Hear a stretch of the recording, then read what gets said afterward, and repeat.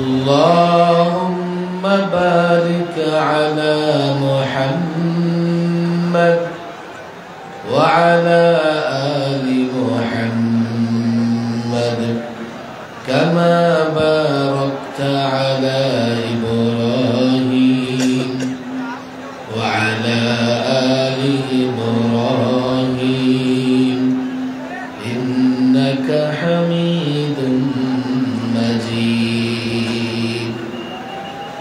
সিলেটের ঐতিহ্যবাহী দ্বীনি শিক্ষা প্রতিষ্ঠান জামিয়া তাওয়াক্কুলিয়া আলিমা মাদ্রাসার বার্ষিক ইজলাসের মুহতারাম সভাপতি, মঞ্চে উপবিষ্ট উলামায়ে কেরাম, ছাত্র ভাইরা, যুবক ভাইরা এবং দিন প্রিয় ইসলাম প্রিয় তাওহীদি জনতা, এই বিশাল জনসমাগমে জনসমাবেশে আমরা যদি আস্তে আস্তেও কথা বলতে থাকি তো বিকট আওয়াজে রূপান্তরিত হয়ে যায়। আমি অনুরোধ করব আমরা আর কোনো আওয়াজ না করি, কথা না বলি। খাবার দাবারের বিরতির পরে আমরা মাহফিল শুনতে প্রস্তুত আছি তো ইনশাআল্লাহ? আমরা ধীরে ধীরে বসে পড়ি। এখনো মাহফিলের অনেক কার্যক্রম বাকি আছে। মাত্র তো বিরতিতে আমরা সামান্য একটু তাবারুক গ্রহণ করলাম। আমি অনুরোধ করব মাঠে কেউ চলাফেরা করব না। এখন যদি আপনারা খাবার খেয়ে চলে যান তো লোকেরা মনে করবে খাবার খেতে মাহফিলে আসছিল, তো সিলেটের লোকদের জন্য বদনাম হয়ে যাবে। সিলেটের লোকদেরকে, মানুষদেরকে আল্লাহ তাবারক ওয়া তাআলা যথেষ্ট ধন সম্পদ দিয়েছে। সিলেটের মানুষ যতটা ধনী বাংলাদেশের অন্য জেলার মানুষ ততটা ধনী নয়। আমি জানি আপনারা শুধু হাদিয়া গ্রহণ করার জন্যই তাবারুক গ্রহণ করেছেন, কেউ তাবারুকের জন্য আসেন নাই, সবাই মাহফিলে এসেছেন। কথা ঠিক না বেঠিক? সিলেটের লোকদের ইতিহাস আছে, ঐতিহ্য আছে, ত্যাগ আছে, কুরবানি আছে। এই মাটি শাহজালাল ইয়ামানির মাটি। কথা ঠিক না বেঠিক? কোনদিন আপনারা তাবারুকের জন্য আসেননি, আপনারা এসেছেন মাহফিলের জন্য। কথা ঠিক না বেঠিক? সবাই আওয়াজ করে না, কেউ কেউ তাহলে তাবারুকের জন্য এসেছে। যারা আওয়াজ করে না বুঝবো তারা তাবারুক পেয়ে সন্তুষ্ট, মাহফিলে আসে নাই। এই জন্য আপনারা সবাই উঁচু করে আওয়াজ দিবেন, আমরা মাহফিলে এসেছি। কথা ঠিক না বেঠিক? সবাই কিন্তু বলে না, আমরা মাহফিলে এসেছি। কথা ঠিক না বেঠিক? আমরা এই যে হাদিয়া পেয়েছি এটা সুন্নাহ হিসেবে গ্রহণ করেছি। কথা ঠিক না বেঠিক? আল্লাহ সিলেটের মানুষদেরকে যত ধন সম্পদ দিয়েছে, আমেরিকা, লন্ডন, ফ্রান্স থেকে শুরু করে সিলেট শহর পর্যন্ত চাইলে এক একজন ব্যক্তি এমন লাখো মানুষকে হাদিয়া দিতে পারে। কথা ঠিক না বেঠিক? আল্লাহ সিলেটের মানুষদেরকে বাহাদুর বানিয়েছেন। কথা ঠিক না বেঠিক? তারা মূর্তি পূজারীদেরকে জুতা পেটা করে সিলেট ছাড়া করেছেন। কথা ঠিক না বেঠিক? সিলেটের মানুষ কখনো বাতিলের কাছে মাথা নত করে না। আমি তো বিশ্বাস রাখি, আমি একটা বিশ্বাস রাখি, যেভাবে সিলেটের মানুষ লন্ডন, আমেরিকার নানা দেশে আছে, আগামীতে হতে পারে সিলেটের একজন লন্ডন, ইংল্যান্ডের নেতৃত্ব দেবে। কদিন আগে ভারতের একজন প্রধানমন্ত্রী হয়ে গেছে। কথা ঠিক না বেঠিক? আগামীতে প্রধানমন্ত্রী হবে সিলেটের একজন, লন্ডনের প্রধানমন্ত্রী হবে সিলেটের একজন, স্কটল্যান্ডের প্রধানমন্ত্রী হবে সিলেটের একজন। আরে চান তো আপনারা নাকি? 200 বছর ইংরেজরা আমাদেরকে গোলামীর জিঞ্জিরে আবদ্ধ করে রেখেছে, এখন প্রতিশোধ নেওয়ার পালা। আমরা এখন তাদের উপরে 200 বছর রাজত্ব করব ইনশাআল্লাহ। আর শুরুটা হবে সিলেটের মানুষের দ্বারা। আমরা রাজি আছি তো ইনশাআল্লাহ?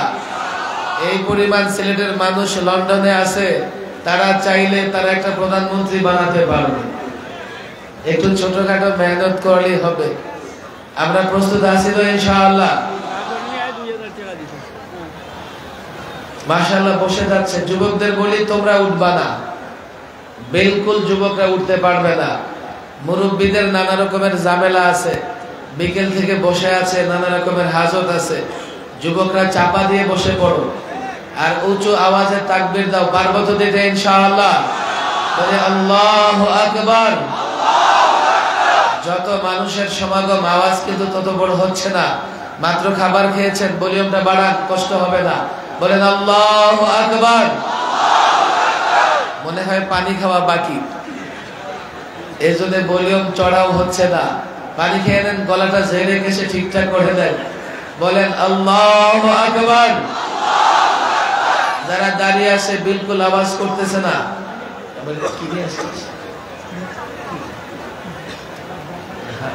পড়ে যায় কিনা, লাগলে পড়ে যেতে পারে।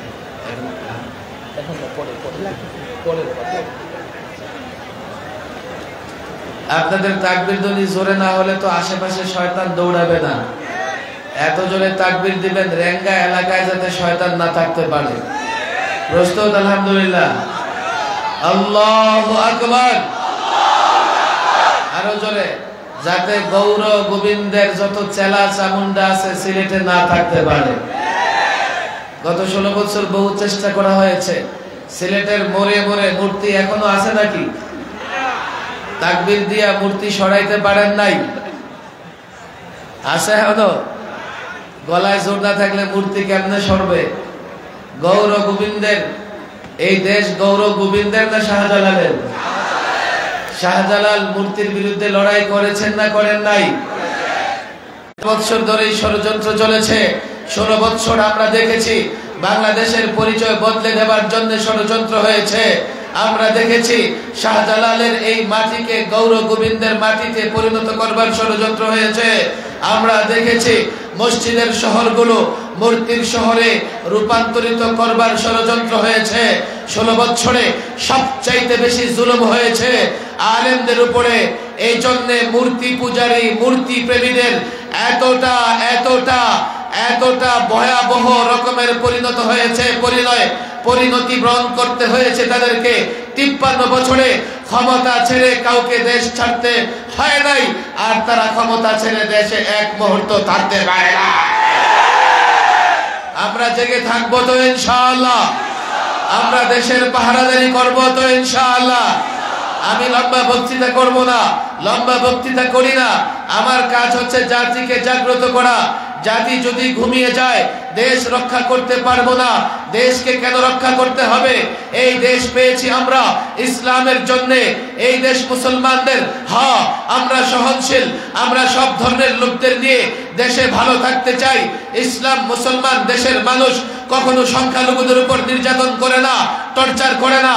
এই জন্যই বাংলাদেশে সংখ্যালঘুরা জামাই আদরে বসবাস করে। তবে দেশটাকে আমাদের হেফাজত করতে হবে। দেশটাকে পেয়েছি ইসলামের জন্য। দেশ থাকলে ইসলাম থাকবে। দেশ আক্রান্ত হলে ইসলাম আক্রান্ত হবে। দেশ আক্রান্ত হলে মসজিদ আক্রান্ত হবে। দেশ আক্রান্ত হলে মাদ্রাসা আক্রান্ত হবে। দেশ আক্রান্ত হলে তোমার আমার ইজ্জত আক্রান্ত হবে। দেশ আক্রান্ত হলে মা বোনের ইজ্জত আক্রান্ত হবে। দেশ আক্রান্ত হলে কন্যা বেশ পেয়েছে ইসলামের জন্য। ইসলামের জন্য দেশ রক্ষা করব। ভারতের তাবেদার ইসকন জঙ্গি সংগঠন যদি বাংলাদেশে আগ্রাসন চালাবার চেষ্টা করে, এই সিলেটের মাটি থেকে প্রতিরোধ শুরু করা হবে। আল্লাহর কসম, দিল্লি যদি বাংলাদেশে আগ্রাসন চালায়, এই দিল্লি ভেঙে টুকরা টুকরা হয়ে যাবে।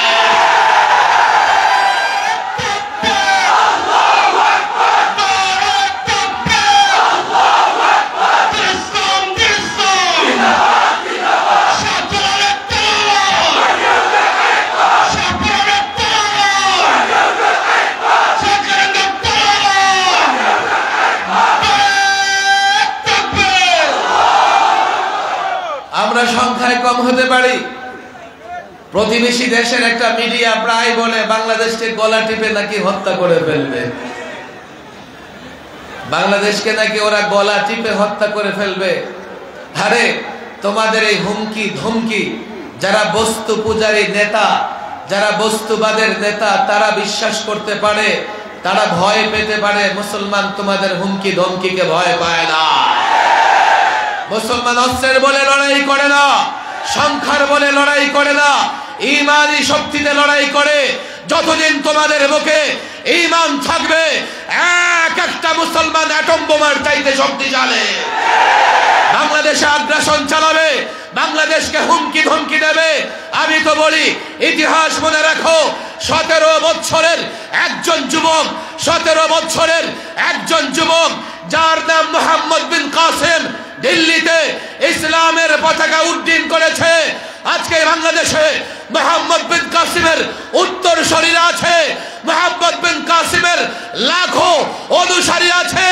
যদি মনে করো আগ্রাসন চালাবে, আল্লাহর কসম শাহজালালের তরবারি নিয়ে এক এক মোহাম্মদ বিন কাসিম ময়দানে ঝাঁপিয়ে পড়বে।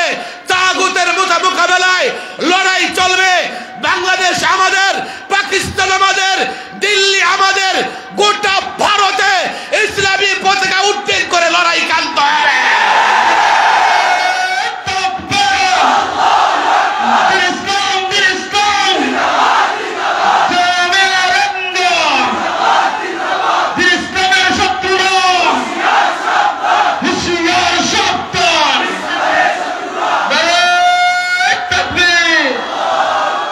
সেই সকাল থেকে মাহফিল চলতেছে। আমি জানি আপনারা ক্লান্ত, এখন এত রাতে লম্বা বক্তৃতা করা ঠিক হবে না। আপনারা জাগ্রত থাকবেন তো ইনশাআল্লাহ। গত 16 বছরে আমার স্কুল কলেজের ইউনিভার্সিটির ভাইদের দুইটা বড় ধরনের সমস্যা ছিল। একদল যারা রাজনীতি করে তারা এক সমস্যায় নিপতিত হয়েছে, আর যারা ধর্ম পালন করে তারা ভিন্ন ধরনের সমস্যায় পতিত হয়েছে। রাজনীতি করবার কারণে, সরকারি দলের সাপোর্টার হবার কারণে আমরা দেখেছি উপর থেকে একটা কুফরি স্লোগান দিয়েছে, তো তাদের মাঠের অঙ্গ সংগঠনের লোকেরাও সেই কুফরি স্লোগান দিয়েছে। একটা স্লোগান নিয়ে আমাকে কথা বলতেই হয় ইদানিং। একটা কুফরি স্লোগান হচ্ছে ধর্ম যার যার উৎসব সবার। ধর্ম যার যার উৎসব সবার কিসের স্লোগান? বলেন কুফরি স্লোগান। কি স্লোগান বলবেন? আমি যুবকদের বলি, দেখো র্যাঙ্গার যুবকেরা, হাজারো যুবক এখানে আসছো, মাদ্রাসার ছাত্র এখানে যথেষ্ট আছে। এই স্লোগানটা কখন দেওয়া হয়? যখন মূর্তি পূজার সময় আসে। কথা ঠিক না বেঠিক? এই স্লোগান দিয়ে কি বোঝাতে চায়? এ মুসলমান যুবক, তো ধর্মটা তোমার, এই উৎসবটা সবার, অথচ উৎসবটা হচ্ছে মূর্তি পূজার। এর মানে মুসলমান যুবক নিজ ধর্ম পালন করে মূর্তি পূজা করবে। যদি বলো যে উৎসব সবার, তো কুরবানির ঈদে এই স্লোগান কেন দাও না? কথা ঠিক না বেঠিক? কুরবানিতে এই স্লোগান দাও যে ধর্ম যার যার, উৎসব সবার, চলো সবাই মিলে গরুর গোশত খাই। সেটা তোমরা দিবা না, দিলে তোমাদের প্রভুরা নারাজ হবে। কথা ঠিক না বেঠিক? তোমাদের প্রভুদের দেশে গরু জবাই করে 9 বছরের জেল। যুগান্তর পত্রিকায় নিউজ ছেপেছে 2 মুসলিম নারী ফ্রিজে গরুর গোশত রাখবার কারণে পাশবিক নির্যাতনের শিকার হয়েছে। আর তোমাদের প্রভুদের খুশি করতে তাদের কুফরি স্লোগান তোমরা বাংলাদেশে আমদানি করেছো। এক ধরনের দল করবার কারণে, আমি তো প্রায় বলি রাজনীতি করবার কারণে মাঠে ময়দানের যুবকেরা কুফরি স্লোগান দিয়েছে। 2 নাম্বার যে বিষয় হয়েছে, স্কুল কলেজ ইউনিভার্সিটির ছেলেদের বলি, তোমরা বড় এক কঠিন পরীক্ষায় ছেলে, হঠাৎ পত্রিকায় বিজ্ঞাপন বেরিয়েছে কি এগুলো হচ্ছে জঙ্গিবাদের আলামত। জঙ্গিবাদের আলামত কি? যে ট্রাক্টর উপর কাপড় পরবে, জঙ্গিবাদের আলামত। সুবহানাল্লাহ আলহামদুলিল্লাহ বলবে, জঙ্গিবাদের আলামত। জাযাকুমুল্লাহ বলবে, জঙ্গিবাদের আলামত। আলহামদুলিল্লাহ বলবে, জঙ্গিবাদের আলামত। অনেক স্কুল ইউনিভার্সিটির ছেলেরা আমাদের সামনে এসে চোখের পানি ছেড়ে দিয়ে বলছে, হুজুর এতদিন তো দাড়ি রাখতাম, এতদিন তো টুপি মাথায় দিয়ে হলের মসজিদে নামাজ পড়তাম, লোকেরা কটূক্তি করত, ততটা ভয় ছিল না, পরোয়া করতাম না। আজকে তো আমাদের কাজগুলোকে জঙ্গিবাদের আলামত বলছে, ভয় হচ্ছে জঙ্গিবাদের অজুহাত দেখিয়ে গ্রেফতার করে কিনা জেলখানায় বন্দী করে কিনা, রিমান্ডে নিয়ে যায় কিনা। এইভাবে স্কুল, কলেজ, ইউনিভার্সিটি থেকে সাধারণ যারা ধর্ম পালন করে তাদের কাছ থেকে ঈমান ইসলাম কেড়ে নেবার চেষ্টা করা হয়েছে। আরেকদিকে রাজনীতি যারা করে তাদেরকে কুফরি স্লোগান শিক্ষা দেওয়া হয়েছে। অথচ ধর্ম যার যার, উৎসব সবার, মুশরিকদের স্লোগান, কাফেরদের স্লোগান, বেঈমানদের স্লোগান, মূর্তি প্রেমীদের স্লোগান, মূর্তি পূজারীদের স্লোগান, ভারতের তাবেদারদের স্লোগান। একটা ষড়যন্ত্রের মধ্য দিয়ে আমরা 16 বছর অতিবাহিত করে নতুন করে দেশটাকে স্বাধীন করেছি। এখন এই দেশটাকে মেরামত, সংস্কার করার দরকার আছে না নাই? 5ই আগস্টে রক্ত দিয়েছি আমরা। সর্বশেষ আরাফাত মাদ্রাসার একজন ছাত্র সর্বশেষ শহীদ হয়েছে। আমরা পরিষ্কার বলেছি, রক্ত আমরাও দিয়েছি, 16 বছর আমরাও নির্যাতন সহ্য করেছি। দেশটাকে এমন করে মেরামত করতে হবে, সংস্কার করতে হবে যাতে আমাদের কোথাও আপত্তি না জানাতে হয়। সেইভাবে দেশকে সংস্কার করতে হবে। আমরা সংবিধান সংস্কার কমিটিকে সহযোগিতা করছি। আমাদের অনেক দাবি, রাত অনেক হয়ে গেছে, কথা তো অনেকই বলতে হয় বলতে গেলে, তবে আমি সংবিধান নিয়ে 2-4টা কথা বলেই আমি আমার বক্তব্য শেষ করব। হাজারো আলেম, হাজারো যুবক এখানে আছো, দেখো 71-এ রাষ্ট্র স্বাধীন হয়েছে, 72-এ একটা সংবিধান প্রণয়ন করা হয়েছে। বাংলাদেশের সংবিধান কেমন হওয়া চাই? আমরা তখন দেখেছি একটা হিন্দু রাষ্ট্রের 4 মূলনীতিকে বাংলাদেশের সংবিধানের 4 মূলনীতি করে সর্বপ্রথম মুক্তিযুদ্ধের সঙ্গে বিশ্বাসঘাতকতা করা হয়েছে। 4 মূলনীতির অন্যতম একটা মূলনীতি তারা কি করেছে 72-এর সংবিধানে? সেকুলারিজম, ধর্মনিরপেক্ষতার তারা একটা ব্যাখ্যা দেয়। আমরা পরিষ্কার বলি, দেখো ডিকশনারি দেখো, বাস্তবতা দেখো, সব দেখে একটা তোমরা সিদ্ধান্ত নাও। সব দেখে সিদ্ধান্ত নিলে এই কথায় এই সিদ্ধান্ত উপনীত হওয়া লাগে। সেকুলারিজম, ধর্মনিরপেক্ষতা মানে ধর্মহীনতা। শুধু ধর্মহীনতা নয়, ইসলামহীনতা। সেকুলারিস্টরা অন্য সব ধর্মের অধিকারে বিশ্বাস করে না কেবল ইসলামের অধিকারে। আমরা এখন একটা সুযোগ পেয়েছি, আমরা চাই এই সংবিধান সংশোধন হোক এবং 32 বছর বাংলাদেশের সংবিধানের ভেতরে বিসমিল্লাহ ছিল। 2011-তে ফ্যাসিবাদীরা বিসমিল্লাহ বাদ দিয়েছে। 32 বছর বাংলাদেশের সংবিধানে আল্লাহর উপর আস্থা বিশ্বাস ছিল, 2011-তে বাদ দিয়েছে। দিয়ে সেকুলারিজম এনেছে, ধর্ম নিরপেক্ষতা এনেছে। আর এই জাতিকে ধোঁকা দিয়েছে, কয় ধর্ম নিরপেক্ষতা, কয় এটা তো কোরআন সুন্নাহর মধ্যে আছে। কয় কিভাবে আছে? কয় লাকুম দীনুকুম ওয়ালিয়া দিন, বুখারী শরীফের হাদিস। আমি বলি বক্তব্যে একটা বাচ্চাকে দাঁড় করায় দাও, লাকুম দীনুকুম ওয়ালিয়া দিন কোথায় আছে? আবার তারা বলে সকালে কোরআন শরীফ না পড়ে জায়নামাজ উঠায় না, রাতে নাকি তাহাজ্জুদ পড়ে। তো কোরআন শরীফের ছোট্ট ছোট্ট সূরাগুলো না পড়ে কিসের কোরআন শরীফ পড়ো? এক মুরিদ বলতেছে পীর সাহেবকে, হুজুর দৈনিক 100 বার আয়াতুল কুরসি পড়ি। পীর তো অবাক, আমি 5 ওয়াক্ত নামাজের পরে 5 বার আয়াতুল কুরসি পড়তে পারি না, তুমি 100 বার কেমনে পড়ো? দেখি তো কেমনে পড়ো। তো এই মুরিদ পকেট থেকে তসবিহ বের করে বলতেছে কুরসি কুরসি কুরসি কুরসি। ওরা কোরআন শরীফ পড়ে মানে ফজরের পরে চেয়ারে বসা কুরসি কুরসি, চেয়ার চেয়ার, গদি রক্ষা করো, ইসলাম থাকলে থাক, না থাকলে না থাক। ধর্ম নিরপেক্ষতা বাংলাদেশের সংবিধানে থাকতে পারে না। আমি পরিষ্কার বলি, আমাদের দুর্ভাগ্য, বাংলাদেশ একটা মুসলিম দেশ। এই মুসলিম দেশের সংবিধানে তিনটা ইজম আছে কমপক্ষে। সেকুলারিজম আছে, আবার ন্যাশনালিজমও আছে, আবার এখানে সোশ্যালিজমও আছে। আমি জানি না যারা সংবিধান প্রণয়ন করেছে তাদের মাথায় কি আছে। আসলে ওরা বুদ্ধিজীবী না, ওরা পরজীবী। পরজীবীদের উপরে ভরসা করেই তারা বাংলাদেশে থাকে। পশ্চিমাদের, হিন্দুত্ববাদের হাড্ডি মুখে দিয়ে তারা এদেশে বুদ্ধিজীবী হয়েছে। একটা দেশের সংবিধানে তিনটা ইজম কেন থাকবে? বলবে যে হুজুর ইসলাম নিয়ে আসবেন, অন্য ধর্মের লোকদের কি হবে? আমি প্রায় বলি, তোমরা যে জাতীয় পাখি বানাইছো দোয়েল রে, বকের কি হবে? তোমরা যে জাতীয় পাখি বানাইছো দোয়েল রে, কাকের কথা বাদই দিলাম, কাউয়া কাক কা করা বন্ধ হয়েছে। কিন্তু কবুতরের কাছে আমি কি জবাব দিব যে দোয়েল কেন জাতীয় পাখি? কবুতর যদি স্ট্রাইক করে কালকে, বক যদি বলে আমি দবদবে সাদা, দেখতে আকাশে কত ডানা মেলে সুন্দর উড়ি, আমারে বাদ দিয়া দোয়েল রে বানাইছস বাংলাদেশে ডিম পাড়া বন্ধ, জাতীয় ফল বানাইছো কাঁঠাল রে, আম যদি রাজশাহীর আম যদি স্ট্রাইক করে বসে, তোরা আমার সঙ্গে তামাশা করেছো, চলো আজ থেকে বাংলাদেশে আর আম উৎপাদন হবে না, এখন মানুষ আম থেকে খাবে।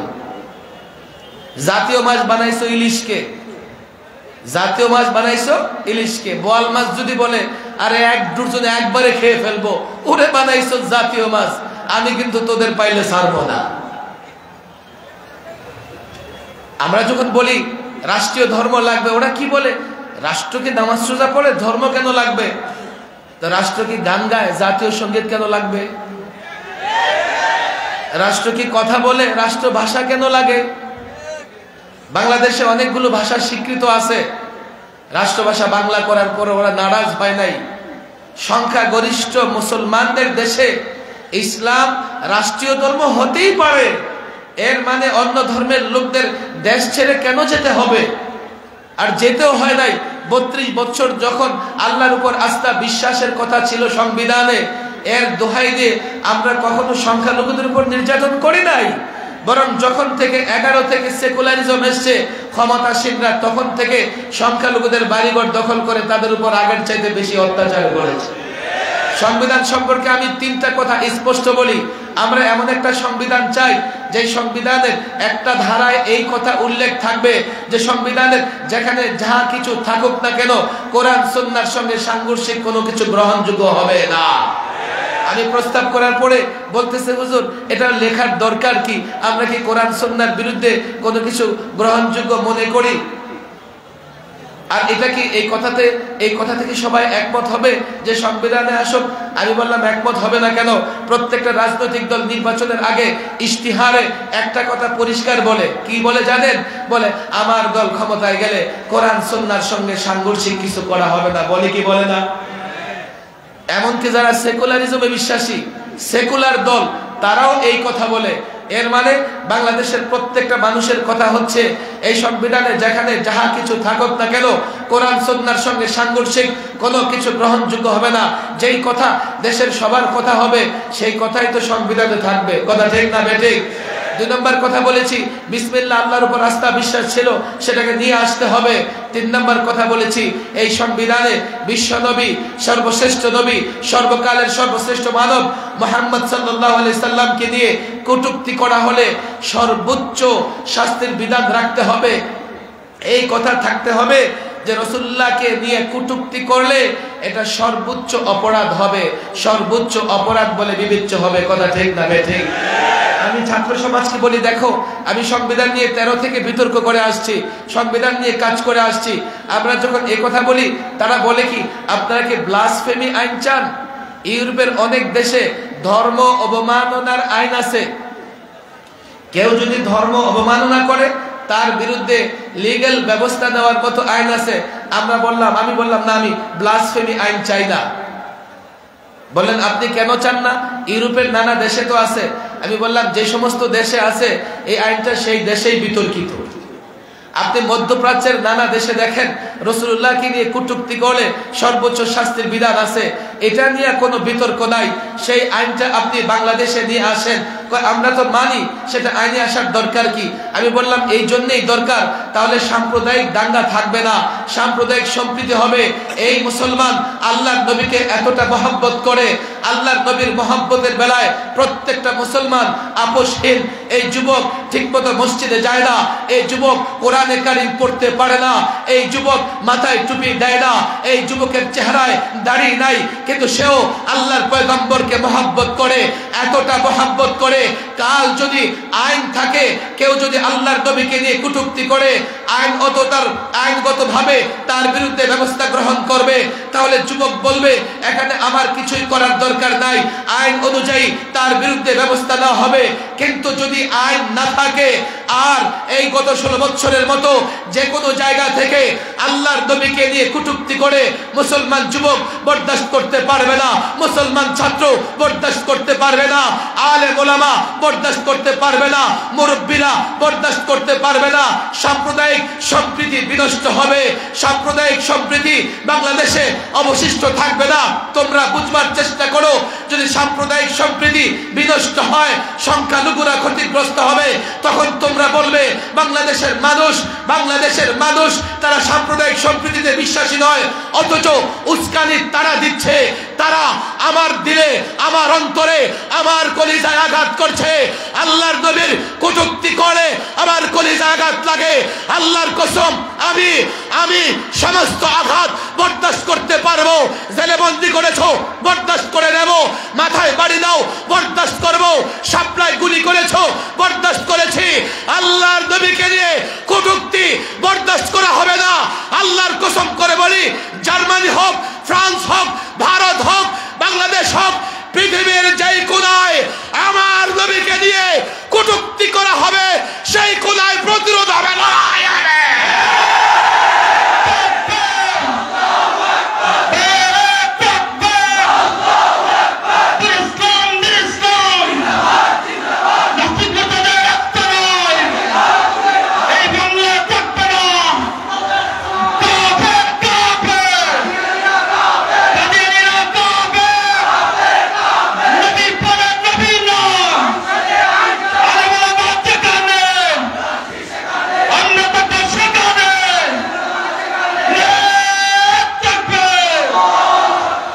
সর্বশেষ কথা, হঠাৎ করে দেশে নৈরাজ্য সৃষ্টি করা শুরু করেছে ইসকন।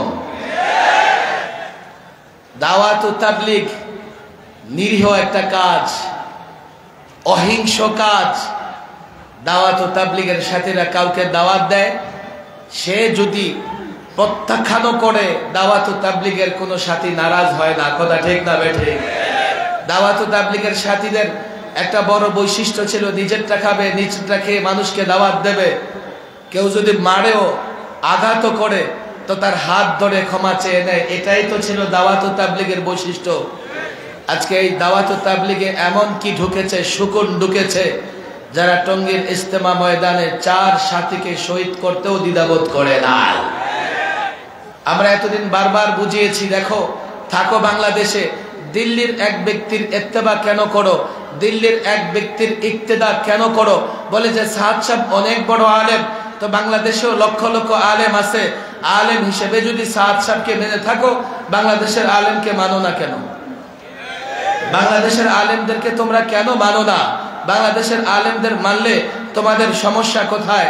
আসলে তাদের ভেতরে এখন গোয়েন্দা রিপোর্টে নানাভাবে এই কথা ক্লিয়ার হয়ে গেছে। দেশকে অস্থির করেছে ইসকন ব্যর্থ হয়েছে। এখন তাদের ভিতরে র এবং মুসাদের এজেন্ট ঢুকে দাওয়াত ও তাবলীগের পতাকা বহন করে দেশকে অস্থির করতে চায়। কাল না জানি আরো একদল বের হবে, দেশকে অস্থির করবে। আমি জানি না আলেম ওলামা ছাত্র জনতা কি মনে করে, দেশকে তারা অস্থির করতে চায়। কেন অস্থির করতে চায় জানো? 16 বছর আলেমরা মায়ের খেয়েছে, তখন ইসকন এবং আলেম বিদ্বেষীরা হাত তালি দিয়েছে, মুচকি হেসেছে। কথা ঠিক না বেঠে? যখন সংবিধান সংশোধন করে সেকুলারিজম নেওয়া হয়েছে, ইসকন খুশি হয়েছে। যখন পাঠ্যসূচিতে পৌত্তলিকতা নিয়ে এসেছে, ট্রান্সজেন্ডার নিয়ে এসেছে, ডারউইনিজম নিয়ে এসেছে, তারা খুশি হয়েছে। আজকে যখন দেখছে সংবিধান সংস্কার করা হচ্ছে, পাঠ্যক্রম সংস্কার করা হচ্ছে, আজকে তখন যারা দেখছে যে রাষ্ট্র মেরামত করা হচ্ছে, তাদের ভালো লাগতেছে না। আমরাও সরকারকে পরিষ্কার বলেছি, উপদেষ্টা হতে চাই না, কোনো দায়িত্ব চাই না। আমরা চাই ফেসিবাদ গত 16টা বছর যতটা ক্ষতি করেছে ইসলাম মুসলমানের, এই প্রত্যেকটা ক্ষতি পোষাতে হবে। প্রত্যেক জায়গা থেকে বাংলাদেশের পরিচয় বদলে দেওয়ার জন্য যত পৌত্তলিকতা, যত মূর্তিবাদ আর মুর্দাবাদ একসঙ্গে করা হয়েছে, যোগ করা হয়েছে, সবগুলো বাদ দিতে হবে। কিন্তু আমি আপনাদের চূড়ান্ত কথা বলি, আলেম ওলামাদের সঙ্গে থাকবেন। আপনারা বক্তৃতায় করেছেন, বক্তৃতায় স্লোগানে আপনারা বলেছেন, সত্যিকার অর্থে আলেমদের সঙ্গে থাকবেন তো ইনশাআল্লাহ? লম্বা করে হাত উঠান। আলেমদের সঙ্গে থাকবেন তো ইনশাআল্লাহ? আলেমরা যেইভাবে সংস্কার দেখতে চায় রাষ্ট্রকে, সেই সংস্কার কাজে সহযোগিতা করবেন তো ইনশাআল্লাহ? আমরা চাই তো এই রাষ্ট্রে কোরআন সুন্নাহ বাস্তবায়িত হোক, আল্লাহর নবীর আদর্শ বাস্তবায়িত হোক। আমরা চাইবো কি চাইবো না? আমরা চাই কি চাই না? আমরা আগেও চেয়েছিলাম, কথা ঠিক না বেঠিক? আমাদের এই দাবি নতুন নয়, অনেক পুরাতন। আমরা কোরআন সুন্নাহ ছাড়া অন্য কিছু মানি না, মানিনি, মানতে পারবো। আমি যুবকদের বলি, যদি উলামায়ে কেরাম এই ধরনের কোন ডাক দেয় রাষ্ট্রে কোরআন সুন্নাহ প্রতিষ্ঠা হোক, আলেমদের ডাকে সাড়া দিব তো ইনশাআল্লাহ? আলেমদের ডাকে সাড়া দিব তো ইনশাআল্লাহ? আমি পরিষ্কার বলি, আমাদের জীবনের একটাই চাওয়া, কে কি বলল সেটা বুঝি না। তোমরা নানান তন্ত্র মন্ত্র, নানান ইজমে বিশ্বাসী, আমরা ইসলামে বিশ্বাসী, কথা ঠিক না বেঠিক? আমরা চাই এই রাষ্ট্রে ইসলাম প্রতিষ্ঠা হোক, চাই কি চাই না? আলেমরা ডাক দিলে আলেমদের ডাকে সাড়া দিব কি দিব না? আর বর্তমানে আমরা সজাগ থাকব, সচেতন থাকব, যাতে দেশে কেউ নৈরাজ্য সৃষ্টি করতে না পারে, কথা ঠিক না বেঠিক? আমরা খুব বেশি সরকারে আছি, সরকারে খুব অবদান রাখছি এমন না, তবে আমরা মনে করি গত 16 বছর ইসলাম মুসলমান আলেম ওলামাদের বিরুদ্ধে যত ষড়যন্ত্র করা হয়েছে, এই ষড়যন্ত্র যাতে ভবিষ্যতে না হতে পারে, সেই জন্য আমরা সজাগ থাকবো তো ইনশাআল্লাহ? সতর্ক থাকবো তো ইনশাআল্লাহ? আল্লাহ তাবারক ওয়া তাআলা জামিয়া তাওয়াক্কুলিয়া রেঙ্গা মাদ্রাসা ঐতিহ্যবাহী দ্বীনি প্রতিষ্ঠান, অনেক বুজুর্গ ওলামায়ে কেরাম আছেন। আমি সামান্য কিছু কথা বললাম, রাত অনেক হয়ে গেছে। আল্লাহ তাবারক ওয়া তাআলা এই মজলিস, এই মাহফিলকে কবুলের মঞ্জুর করে নিন। আল্লাহ তাবারক ওয়া তাআলা এই সিলেটের মাটি থেকেই আবারও একবার দিন প্রতিষ্ঠার আন্দোলনকে সূচনা করবার, শুরু করবার তৌফিক দান করুন। ওয়া মা তাওফীকি ইল্লা বিল্লাহ ওয়া মা আলাইনা ইল্লাল বালাগ।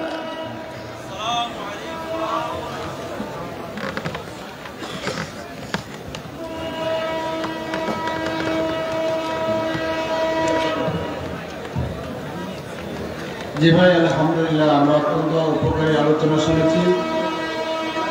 মুফতি রাজি দামাত বরকাতুহুম বাংলাদেশে বারবার ইসলামের জন্য তারা নিজেদেরকে আলেমে দিন এবং এদেশের বুদ্ধিজীবীদের অন্যতম বুদ্ধিজীবী আলেম, আমরা তার উপকারী আলোচনা শুনেছি।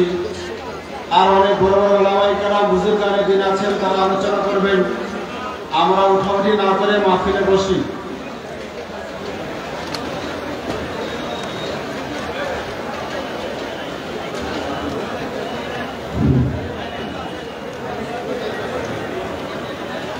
ভাই, অনেকগুলো মানিব্যাগ হারানো গিয়েছে।